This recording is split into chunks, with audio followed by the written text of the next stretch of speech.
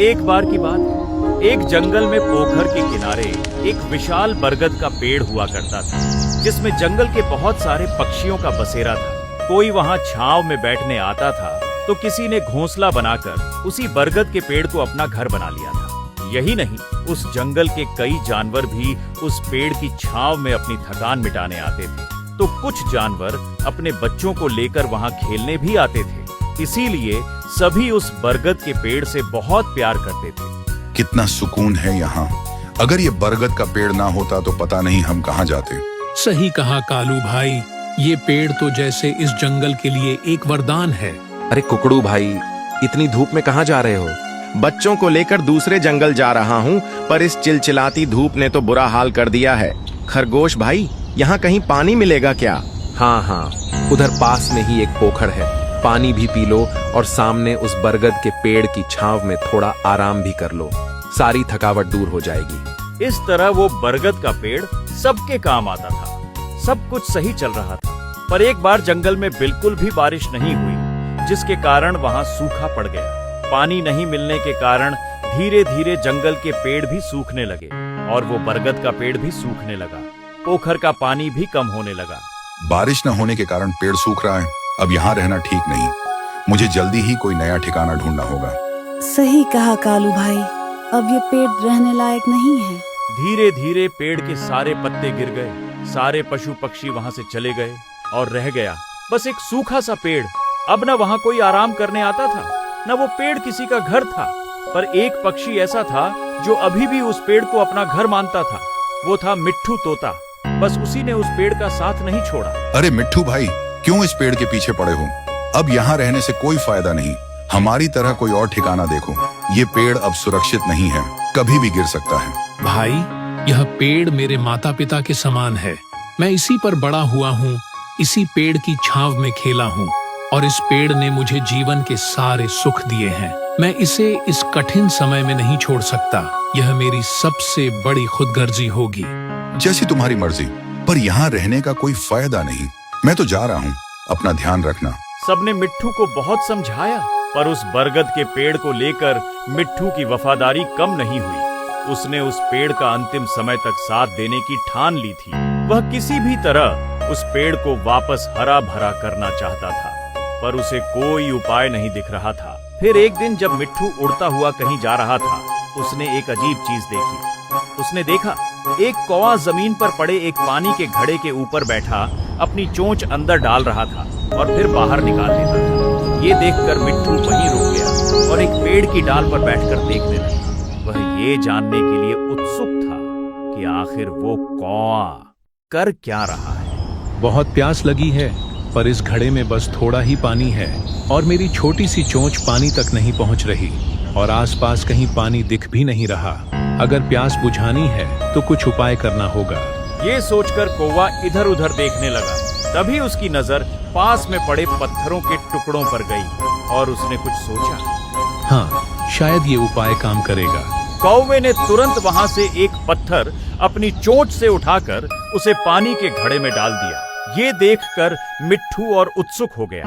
आखिर ये कौवा करना क्या चाहता है? मिट्ठू बड़े ध्यान से उस कौवे को देखने लगा।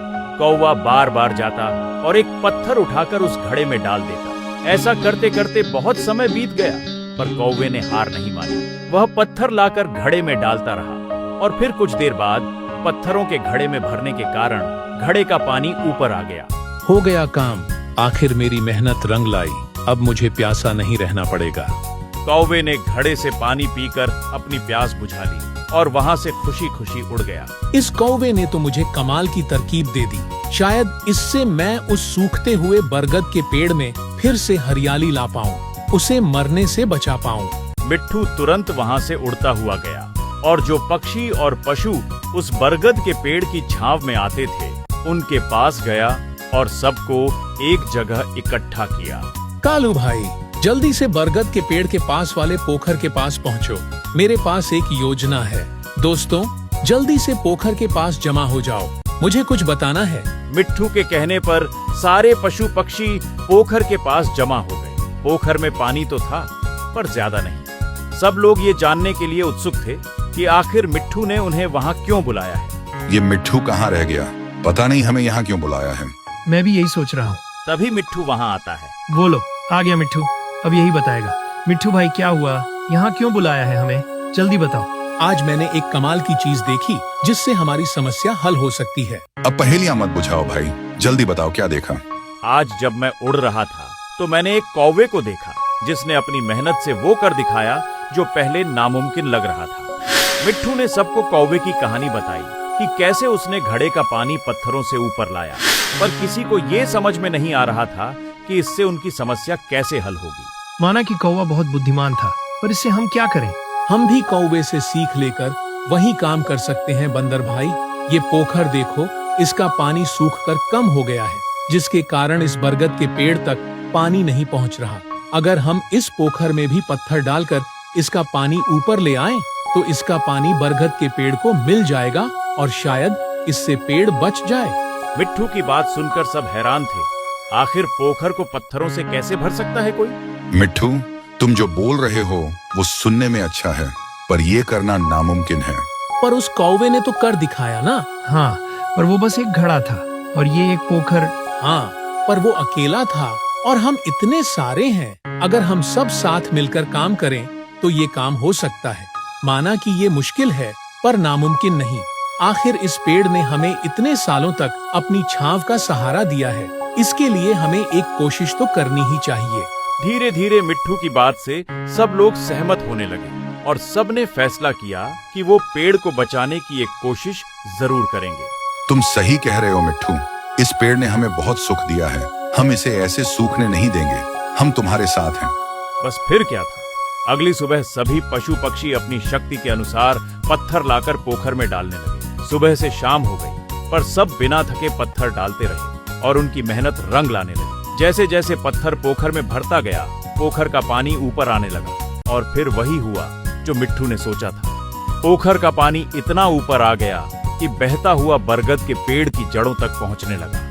सब यह देखकर खुश हो गए। आखिर हमारी मेहनत रंग लाई। देखो, पोखर का पानी पेड़ की जड़ों तक जा रहा है। हाँ भाइयों, शायद अब ये पेड़ बच जाए। आखिर सबने मिलकर पेड़ तक पानी पहुंचा ही दिया और कुछ दिनों बाद उस सूखे बरगद के पेड़ में एक पत्ता आया और जब मिट्ठू की नजर उस पत्ते पर पड़ी तो खुशी से उसका ठिकाना नहीं रहा। उसने जाकर सभी जानवरों को वहां बुलाया। दोस्तों, ये देखो, पेड़ में पत्ता आया है। अब ये पेड़ बच जाएगा, हमें फिर से इसकी छांव मिलेगी। मान गए मिट्ठू, तुम्हें और तुम्हारे भरोसे को एक तुम हो जिसने इस पेड़ का साथ नहीं छोड़ा। सब खुश थे और तभी आसमान में बादल आ गए और गरजने लगे। आसमान में बादल आ गए, लगता है बारिश होने वाली है। बादल देखकर सभी खुश हो गए और कुछ ही देर में बारिश शुरू हो गई। सब लोग ये देखकर खुशी से नाचने लगे। बारिश के कुछ ही दिनों में सूखा हुआ बरगद का पेड़ फिर से हरा भरा हो गया। वो कहते हैं ना, जो खुद अपनी मदद करता है, ऊपर वाला भी उसी की मदद करता है। अब जंगल के पशु पक्षी फिर से उस घने बरगद के पेड़ में वापस लौट आए। अब सबको इस बात का सुकून था कि उनकी खोई हुई जगह फिर से उन्हें मिल गई।